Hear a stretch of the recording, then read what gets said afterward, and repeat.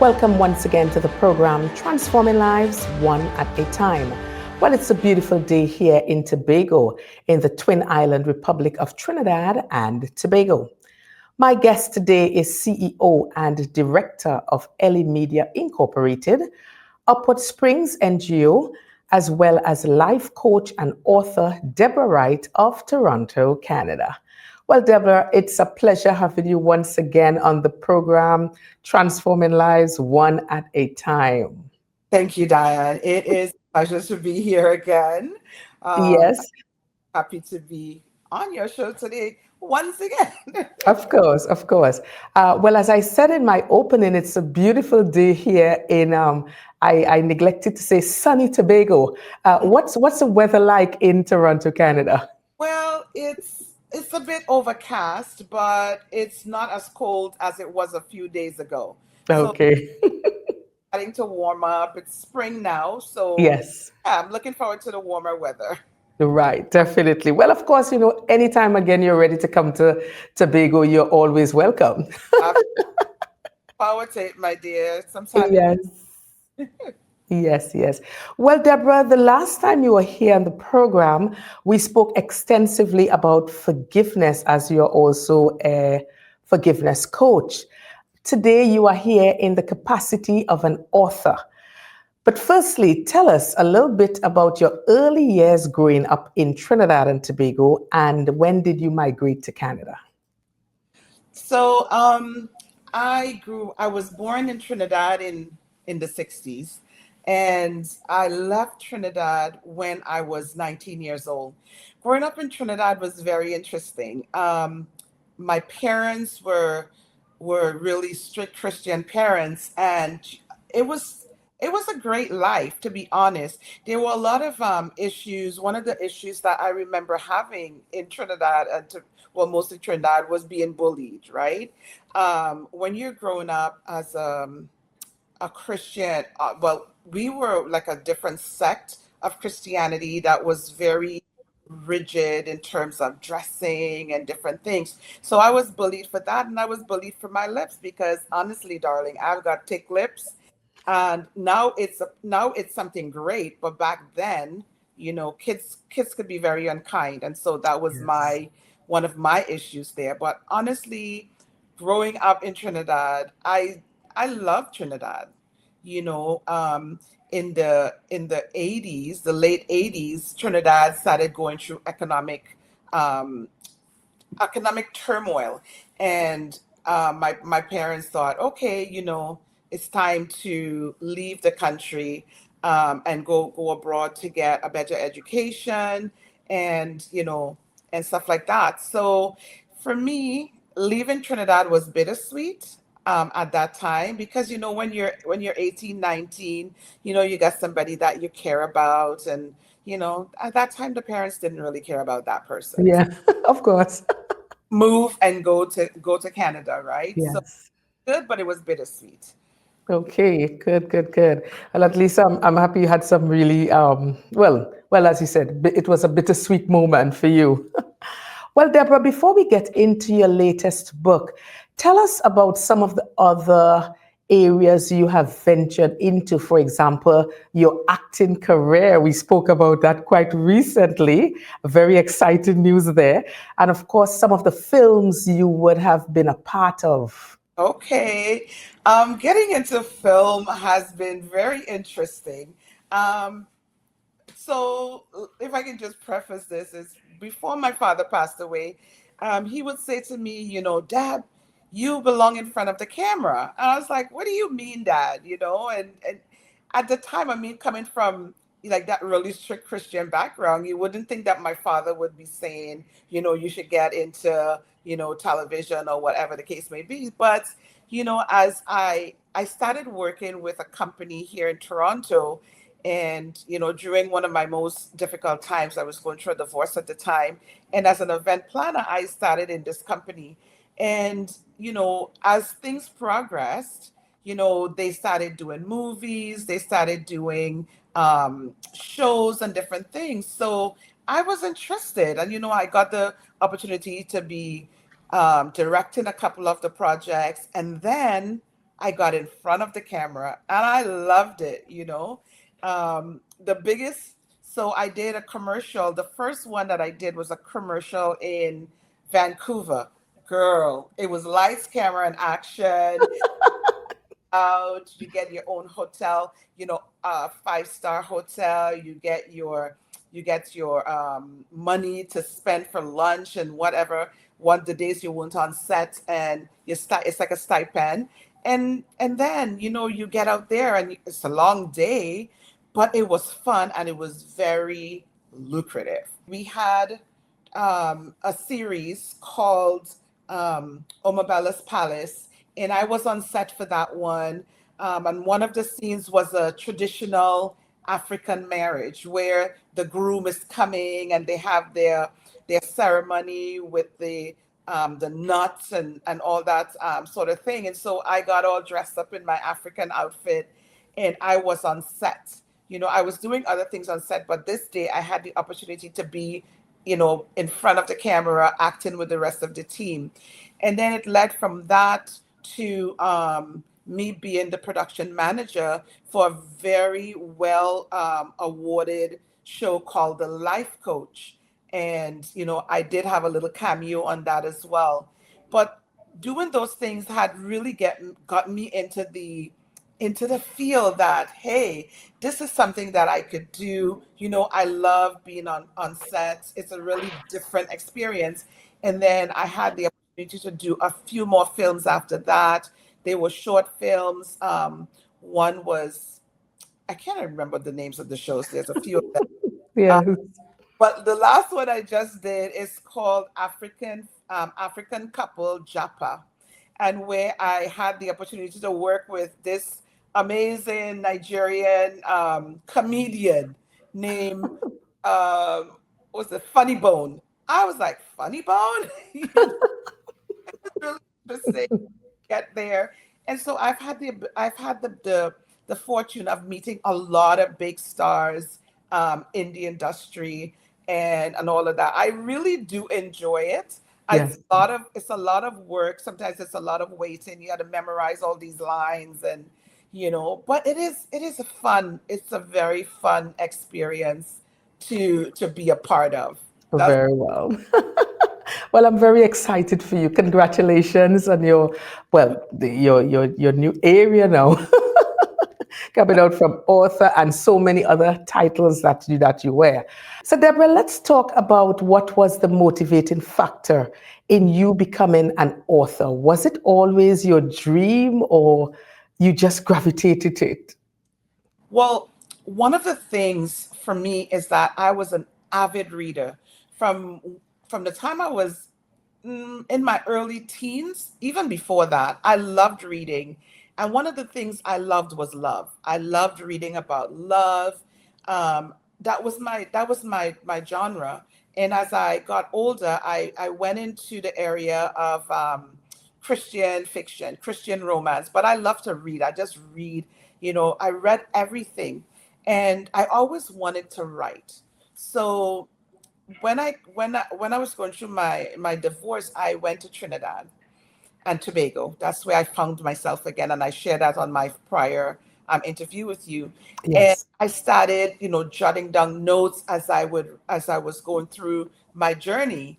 And one of the things I did when I got back to Canada was I finally wrote my memoir, which is called Becoming Deborah Wright. Now that one was raw. That one was the first one. It was raw. It was everything. I laid myself bare on the table. I shared basically my whole life.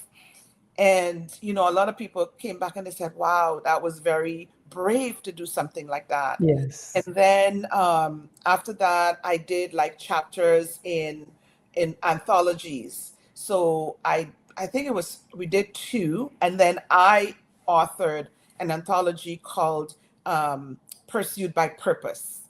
That one was a book of it was a work of love because I brought I think 20 other people on that journey with me, and it Yes. turned out to be a really nice book. It's called Pursued by Purpose. It's on Amazon, and a lot of people were really happy with that project. So moving forward to um, 6 years ago, so I lost my dad in in September of 2019, and one of the books that I wrote is it's called um, "The House That Love Built," and basically it started when my the day of my father's funeral. It was like the scenery became alive to me. And it was fall. The funeral was on October the 4th, and the funeral, I remember the colors in fall is so beautiful, the oranges and the reds and the yellows, and I just looked at the scenery coming into the church with my mom and my siblings and all the people that were coming into the church, and then the cemetery and everything, and all that just brought a vivid um, it was just vivid to me what we were experiencing. So I wrote The House That Love Builds. It's loosely based on my parents' life and our life as a family. So Right. it's actually on Amazon as well. But the other book that I wrote, because I speak to women, that are going through divorce or going through separation and stuff like that. I wrote Shattered But Standing. And that one, it did go back to my previous relationship, but I used it as a learning tool. So I'm not just sharing my story, but in that book, I'm giving you tips and Yes. tools of how to navigate, those things. So it was this one is really based on showing you where you are in a relationship, how that relationship progress to where you Right.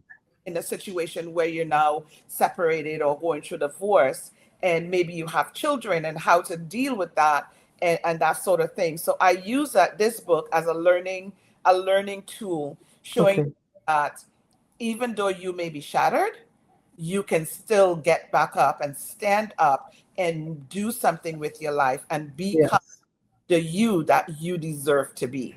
Of course. Well, Deborah, I want to bring into the mix some of the challenges you would have had along the way, Mhm. how you were able to navigate the rough seas, so to speak, and Mhm. how did you handle writer's block? Did you have writer's block? Yes, because this book was 6 years in the making. Right.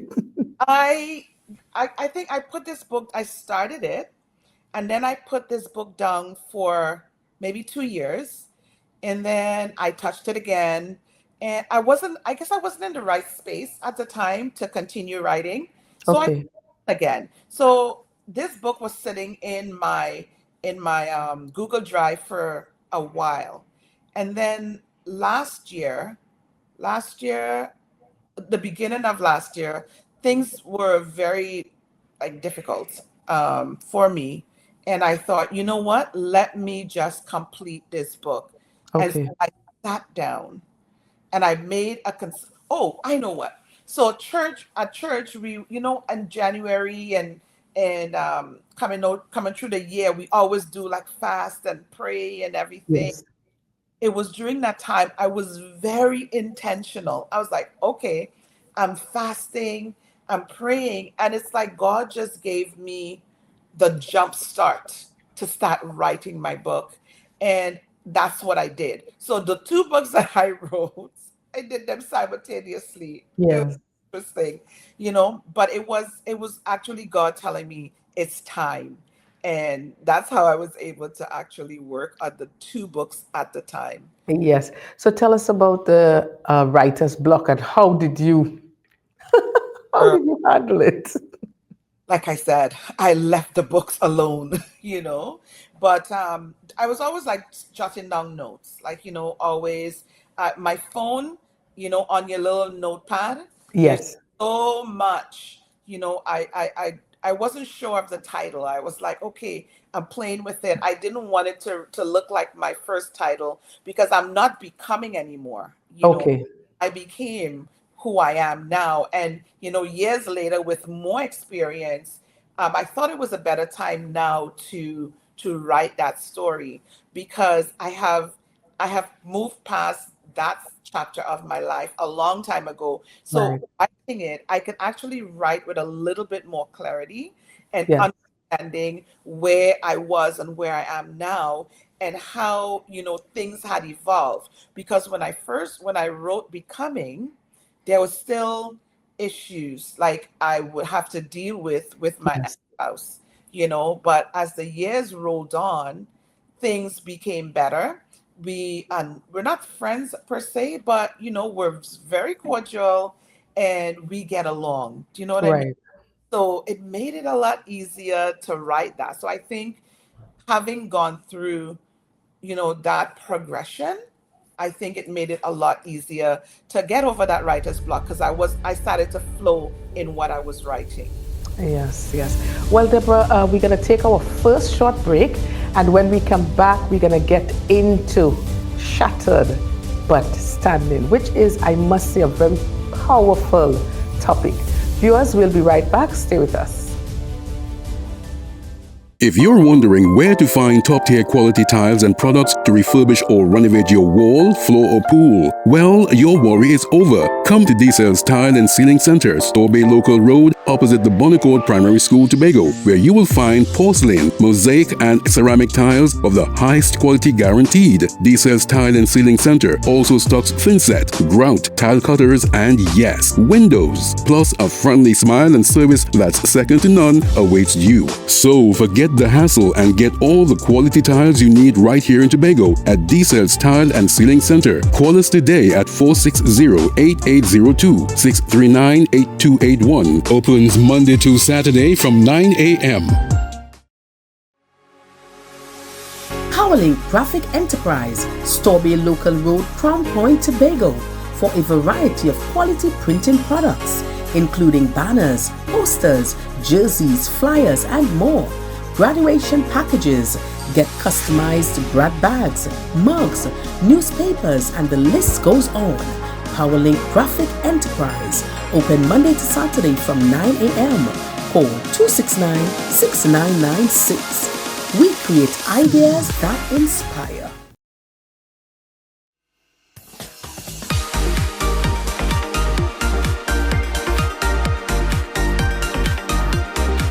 Hi, I am Deanne, host of Transforming Lives One at a Time, and I would like to introduce you to our brand new segment, Good Vibes, Good News. And this is where you have the opportunity to highlight your good news. You can send your 90 seconds video to our WhatsApp number 868-701-2099. That's 868-701-2099. Let's hear some of the good news that we never hear about. Good vibes, good news, inspiring hope, celebrating wins, truly grateful. Welcome back to the program, Transforming Lives One at a Time. Today we are speaking to life coach, forgiveness coach, author, actress, Debra Wright from Toronto, Canada. All right, so Debra, just before the break, we started talking about Shattered but Standing, your latest book. Powerful, super powerful title. Tell us about the concept of the book and what propelled you to pen this. So the concept for Shattered but Standing is really about it doesn't have to just do with women going through divorce or anything. Many of us become shattered from relationships, be it spousal or it could be even from work, it could be from circumstances, just circumstances. But in this case, it was dealing with, going through the process of divorce, after 25 years and being able to watch yourself really fall apart. So that's the shattered part of it. And Yes, then watch yourself stand up from that place of deep sadness, depression, whatever it was, and being able to stand up and face what you had gone through and come out yes, on the other side standing tall. right? And being able to move forward, not letting what has happened cause you to be, sad or stumbling and not knowing who you are. So Yes. when you're once that shattering took place, and you went through the process of finding you, doesn't matter what situation comes your way, you are able to stand up and stand tall because now you understand who you are, whose you are, and where you are standing today. That was the concept of that book. Yeah, so that is very profound what you said. And the life coach and motivational speaker, Dr. Keith Johnson, in his foreword of your latest book, said, and I quote, "Shattered but standing is not a theory, it is a lived truth. Deborah does not write as someone who avoids pain. She writes as someone who faced it head on, processed it thoroughly, and learned how to release through faith and forgiveness." Let's talk about that. I mean, wow. And Yeah. tell us a little bit about the part that Dr. Keith Johnson would have played and continue to play in your life. Well, Dr. Keith, his first title is the confidence coach. And when I met Dr. Johnson during COVID was through my brother, Jason. He lives in Texas. During that time, we were all online. And I met Yes, Johnson, and he just had a way of pulling you out of where you are, getting you to see yourself in a better light and getting you to understand that you needed confidence to move forward. So, I shared with Dr. Johnson, what I had been through, what I was still going through, and, how that forgiveness was my guiding factor. And he said, yes, "Deborah, that's your one word. This is where you are going to excel because you understand the concept." And one of the things he said to me, he says, "You've got to become forgiveness. You've got to become the person. You've got to read everything about it. You've got to learn everything about it. You have to delve in and stay in there, And so he helped to mold my career in that respect. And yes, I'm not under his leadership at the moment because, of course, as a coach, you do have your people on the side, but you have to continue growing. And yes, he was that person for me. I even traveled to Florida to in one of the sessions that he had, and it was so very nice being there because what he portrayed online was still that person that was still helping myself and others to really yes. to be molded and to grow, into the people that we are today. He's a really great coach. He's a really, really great person. And, it was really good for me to invest in myself. Because Yes. a lot of times people don't want to invest. Yes, a lot of money. But once you invest in yourself, you realize that the growth that you see becomes permanent. And it's very good to be in that space. Yes, and it's so right what you're saying in terms of investing in yourself because you may have a talent, you may have an ability, and you need the professional help to be able to bring everything out. Yes, So absolutely. that is very, very important. We have to see how important it is for us and for our personal development to be able to invest in ourselves, invest in our lives, invest in our future. So, rightfully, as you said, the confidence coach, Dr. Keith Johnson, you saw that you needed his intervention and you invested. I did.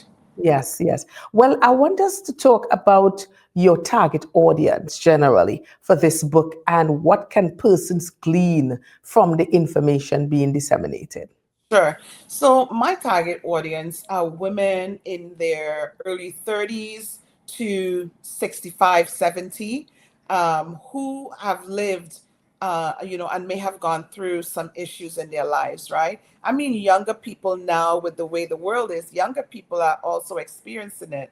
But my real target audience are those women with in their 30s to say 65, 70, Yes. and they can really glean from it, because one of the things is I had developed um, a framework that is called the ARE principle, and that is acknowledging, what happened to you, the wrong that was done, even if you did it to yourself. So you also need to acknowledge that. You need to acknowledge. You need to be able to release it.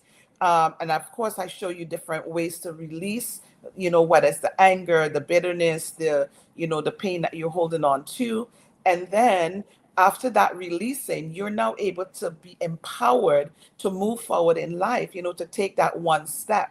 Because the journey of 1,000 miles takes one step. It Of takes course. step. So that's the principle that I created. That's the framework that I put forward to be able to help persons get to the other side from where they are. So if you've gone through a divorce, if you're separated, maybe things that happened, you lost your job wrongfully, or maybe it's a family situation, you were raped, or all of these things. These are instances where we need forgiveness in our lives. And so this book will speak to you, because in there I use scripture, I use based on things that medical doctors have said, different things.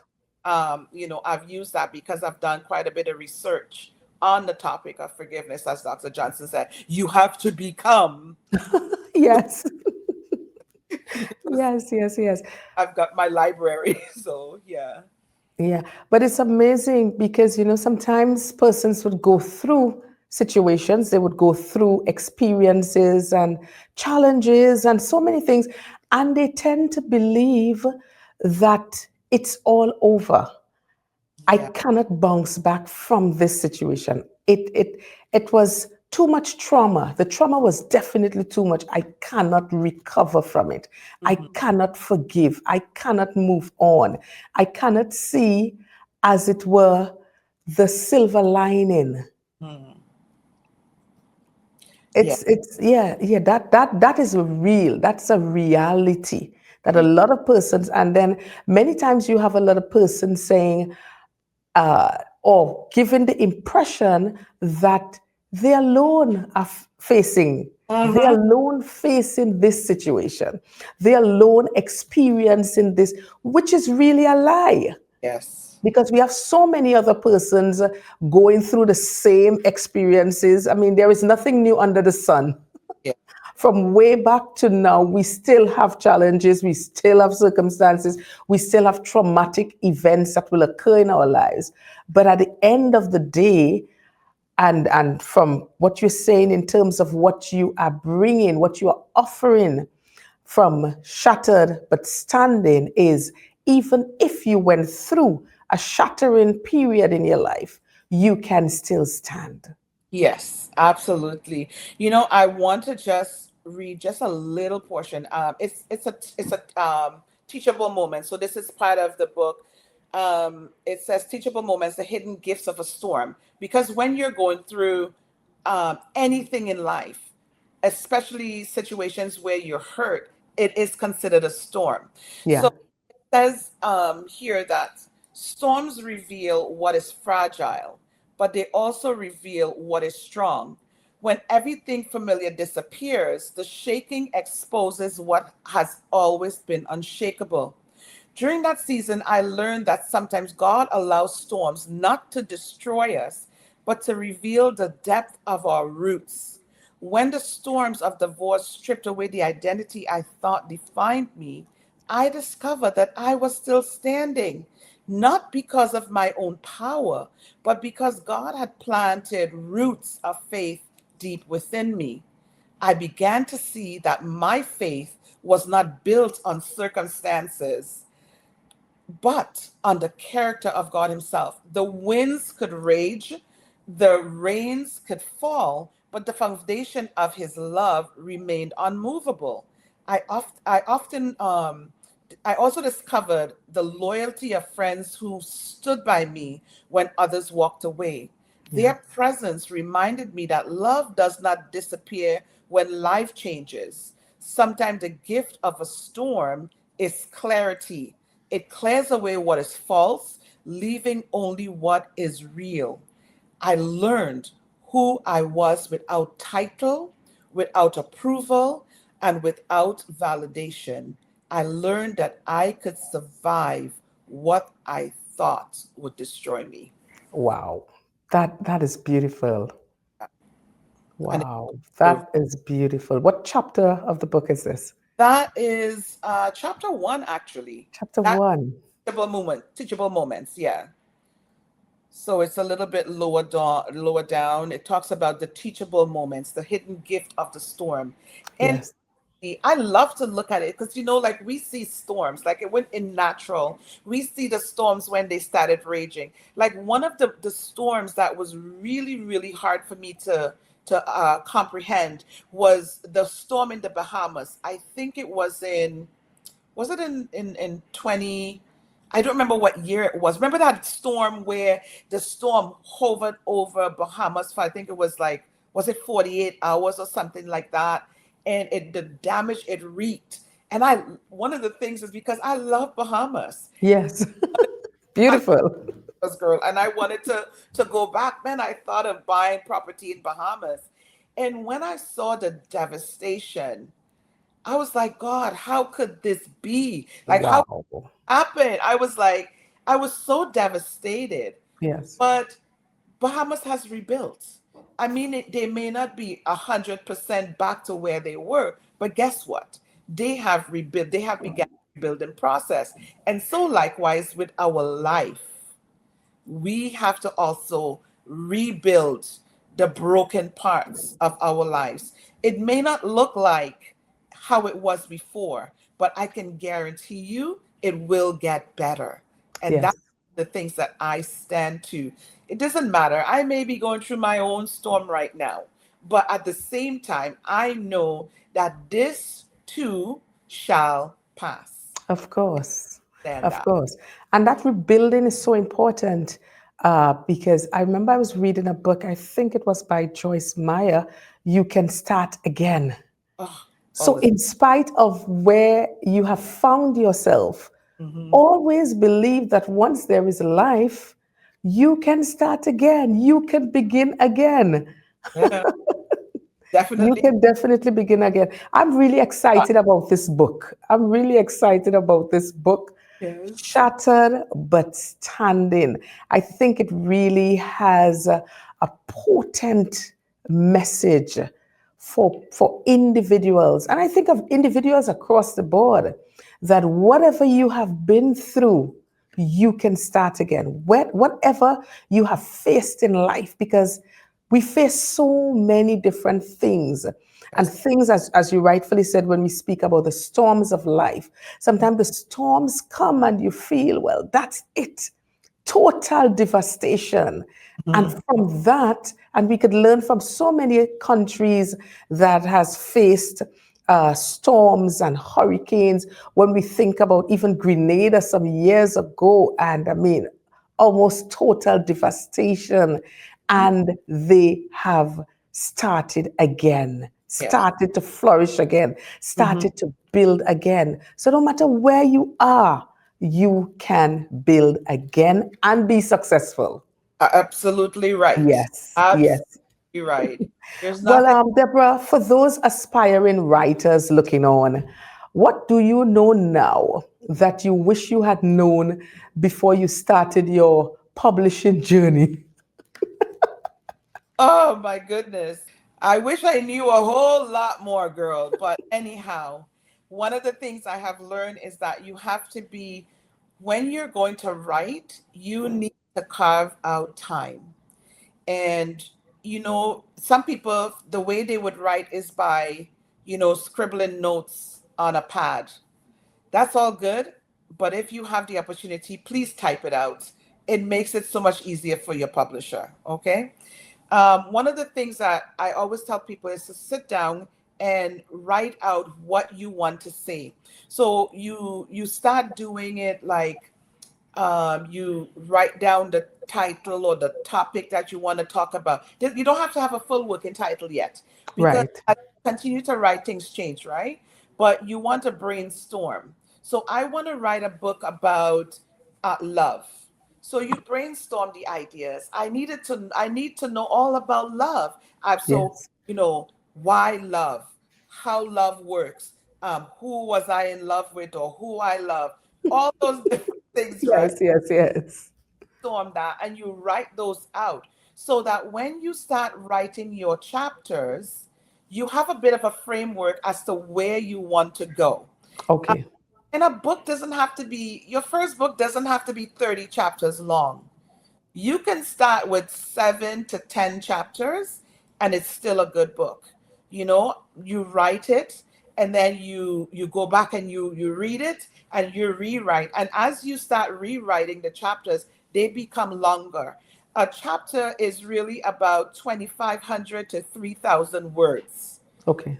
You start writing, write it out. And nowadays there are you know AI things that can help you to enhance your chapters. I'm not Yes. saying to let it write your book, but you can use it to enhance your chapters, maybe in your spelling, in your sentence structure, because not everybody are English scholars, okay? And Correct.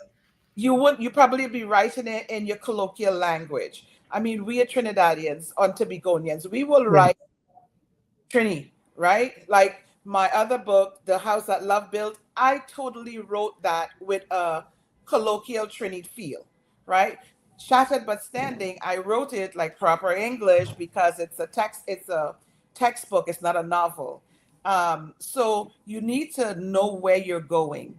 Right. And You then need to have a plan. a plan. So that's why you do your brainstorming and then you start writing the chapters. So, chapter one, I want to talk about um, the word love and what it means. Chapter two, why do people fall in love? Chapter three, my love story. Chapter Right.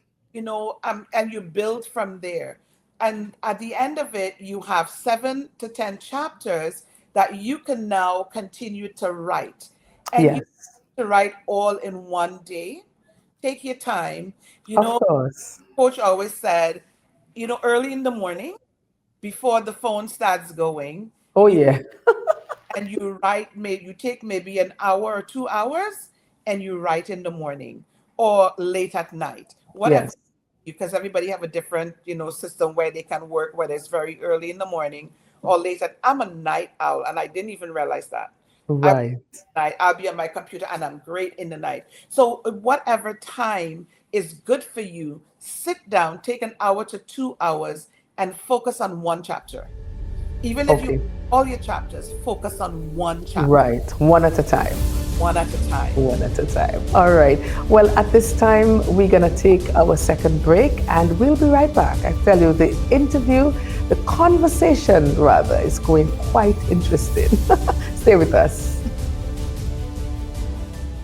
If you're wondering where to find top-tier quality tiles and products to refurbish or renovate your wall, floor or pool, well, your worry is over. Come to D-Cell's Tile and Ceiling Center, Store Bay Local Road, opposite the Bonnecourt Primary School, Tobago, where you will find porcelain, mosaic and ceramic tiles of the highest quality guaranteed. D-Cell's Tile and Ceiling Center also stocks thinset, grout, tile cutters and yes, windows. Plus a friendly smile and service that's second to none awaits you. So forget the hassle and get all the quality tiles you need right here in Tobago at D-Cell's Tile and Ceiling Center. Call us today at 460-8802, 639-8281. Opens Monday to Saturday from 9 a.m. Powerlink Graphic Enterprise, Storby Local Road, Crown Point, Tobago, for a variety of quality printing products, including banners, posters, jerseys, flyers, and more. Graduation packages, get customized grad bags, mugs, newspapers, and the list goes on. Powerlink Graphic Enterprise, open Monday to Saturday from 9 a.m. Call 269-6996. We create ideas that inspire. Welcome back to the program. You're viewing Transforming Lives One at a Time. So, Deborah, for those writers or those, what should I say, aspiring writers, and they really want to start their book, but their confidence level is not that high, what Mhm. would you say to that individual today? I would say to that individual, just get started. Start writing. If you know what you want to write about, just start writing. And as I said earlier, you can do that little brainstorming. You know the topic that you want to write on. Brainstorm the not the title of the book, because the title of the book will come later on, but know Right, what you want to talk about. Like I said before, whatever the topic, you brainstorm that, and so you know where you're going. Even if you are not 100% confident about what you're doing. I can share one story. I have this lady that I've worked with. We published her book last December, and I said to her, just write the story, just write down everything that you remember, and then yes. we'll work at it. And we were able to publish her book. She is 77 years old. Wow. So her and I worked together, and we put her story together. And all the books that she purchased for her book launch and everything has been sold. When I checked the Amazon and on the places where we sell the books, she has done very well for herself at 77 years old. She wanted to give up many times. She called me. She's like, Deb, I am not doing this anymore. Yes. Me. And that book took her 5 years, okay? I was just behind her. I said, let's get this done. I have it in my computer. All these parts of the book, send me the final part. Let's get Yes. you so having somebody that would motivate you. So you don't have to share with everybody, but share with one person that you can trust, and have them, be your, like, your guide, your coach, or somebody to help you, or the person that will help to motivate you and Right. accountable. So Yes. they can call you once a month and say, hey, how is your book coming? How far have you gotten? Do you need help? Well, maybe let's talk about it. Nothing that you write is stupid or dumb, Okay. okay? Even if you can't do it in the proper English that you need to do it, just write it. There are editors, the people that publish books, they edit your book. So you don't have to worry about that. They edit it, and they keep your voice. I publish books as well. So I don't go through a publisher. I went through a publisher once, and Right. the rest of the times I publish my own books. So I publish books for other people as well. So if you're wanting to publish your book, get a publisher, not the big publishers out there. Get a niche publisher, like someone that will work with you one on one, and they will help, Yes. right? So you don't have to worry about that. You don't go, most of the big publishing houses, they will not take a brand new writer. I can tell you that from now. They will not. Barnes, all the big companies, they will not, because Really. a lot of people, big names that are coming in once in a while, right? But for small niche publishers, it's easy to do, and you will get help to edit your book. You'll get, we go through a couple of editors to edit the book, to make sure that that the sentence structures are, Right. are proper, and all of that, right? So just do it. As Nike says, just do it. Just do it.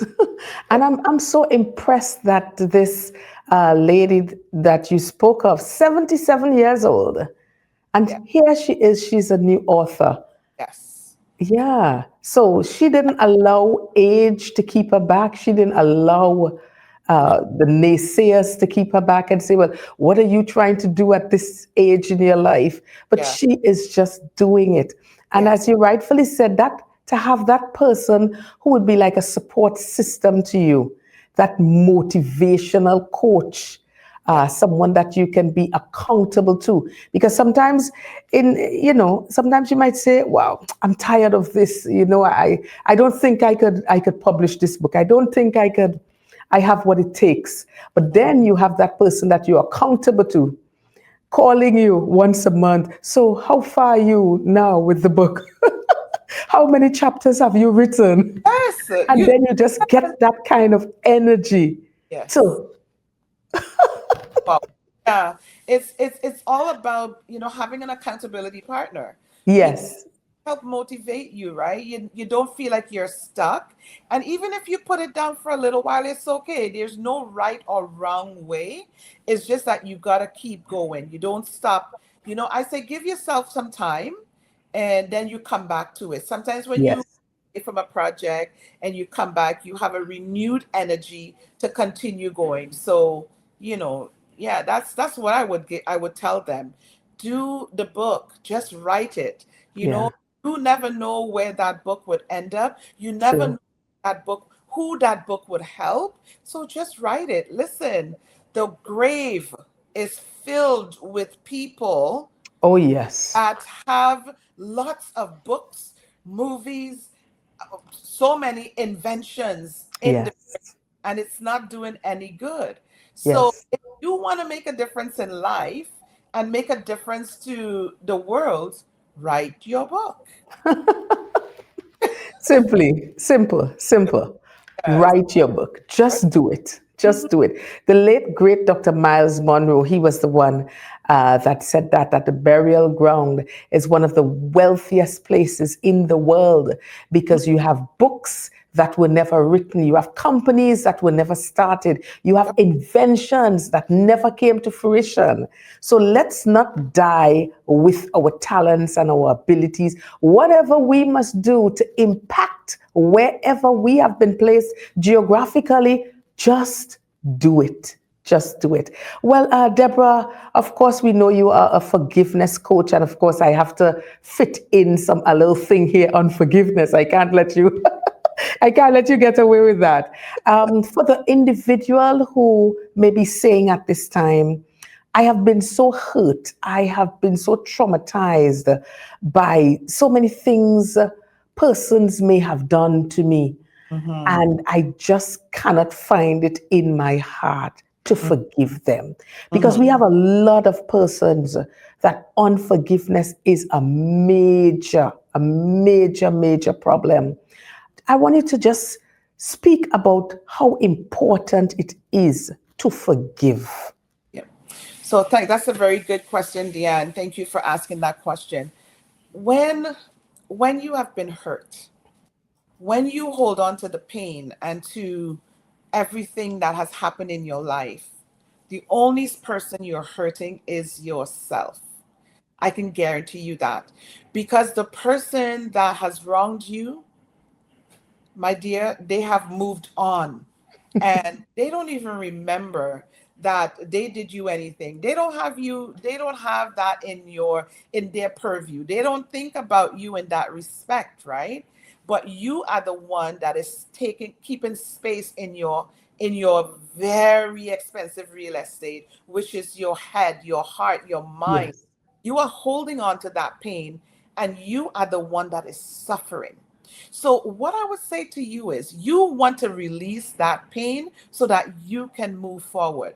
So, the principle, the framework that I created, which is the ARE focus framework, it says the first step towards healing was not to escape your storm, but to acknowledge it. So, Right. acknowledge it, pretending that the storm did not happen or the incidents did not happen was not real, that doesn't make it go away. You need to let that go, acknowledge it and let it go. Acknowledging it is not a weakness, it's actually a strength to say, I feel angry, I am hurt, I am disappointed. What they did to me was wrong. So the first thing you're doing is acknowledging what was done to you. The second thing that you're going to do is to release. You're going to release the pain. A lot of us hide behind the pain. We mask it. But what I Yes. to do now is to release that pain because the only person you're hurting is yourself. And with that release, you will feel now empowered, because you realize that once you let go of that, your heart feels a lot freer. It feels a lot lighter. So one of Yes. the things I also tell people to do is sometimes you need to write a letter. You need to write a letter to the person. You're not posting the letter. You are just writing that letter as a form of releasing the pain. Okay. Okay. One person, I know it's said in a lot of different forums and books that you can actually do the chair method, where you put a chair in front of you, an empty chair, but on that chair is the person that has hurt you. Sometimes the person that has hurt you has already passed on, but you are still holding on to that grief. So put that chair in front of you and pour your heart out. So you're releasing. You tell them everything that was done that has hurt you and how you're not being able to move on. And by releasing that, you are freeing up your mind, you're freeing Yes. up your heart, and now you're able to move forward. Whether you have to cry, whether you have to scream, whatever you have to do to release that pain, the rage, the anger, you do it with that chair in front of you. That is your point of contact. And that helps to release that burden on you. Does Yes. it go away right away? No. You may have to do this a couple times Right. feeling that now you're able to move forward. And if you can't do it alone, find someone that can help you to do that. Of course, of course. That advice is very, very critical, very, very important. Well, Deborah, as we begin to wrap up on things here, I want to give you an opportunity to highlight an area we did not discuss that you think is worth mentioning. Well, I think we've Or gone maybe reiterate something. through something. So one of the things I wanted to reiterate to you is about um, one of the things that you need to do is you need to have some affirmations. You need to have some daily affirmations in your life that is going to help you move forward. Like I said, I have my own storms that I have to fight through. And there are days when I get really, really mad, honestly, because I'm Yes. just like you, right? But I have to tell myself, Deborah, it is not worth holding on to this stuff. Okay. It's not worth holding on to it. You know, sometimes I'm like, why is these things happening around me? Why is this situation coming up again? And then I think to myself, okay, God, what is the lesson you want me to learn? I'm not kidding you. Yeah.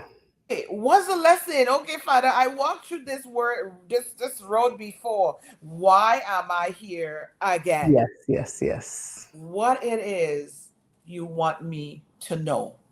And sometimes he tells you, and sometimes through trial and error, you realize, okay, well, maybe I should have been more forthcoming, or maybe I should have spoken up about, the things that I am not happy with, or I was not dealing properly with. And you realize that in those moments of introspection, that you see sometimes where you made your missteps, Yes. correct them, and you put one foot in front of the other and you move forward. Move forward. Yeah, you move, always a forward motion.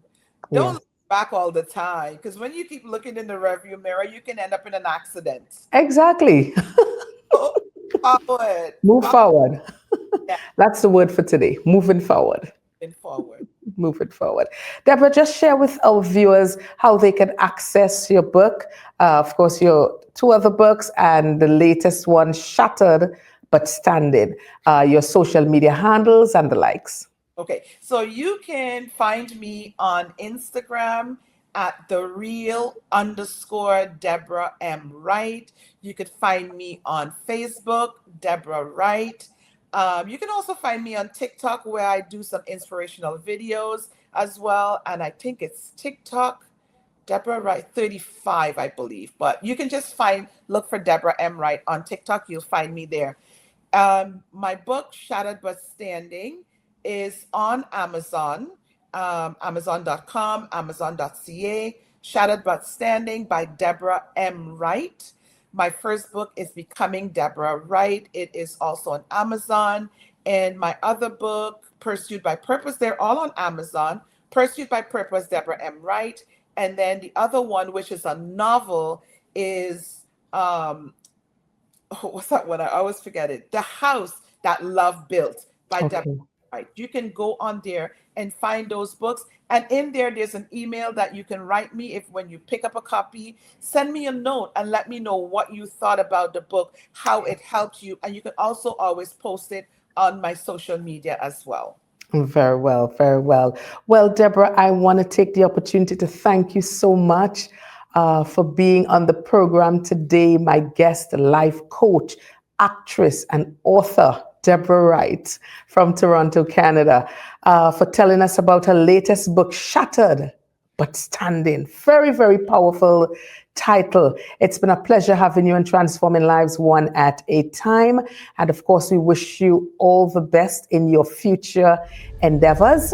And as usual, viewers, I leave you with the definition of transformation, which is an internal shift that brings us into alignment with our fullest potential. Hey, we've got this. See you next time.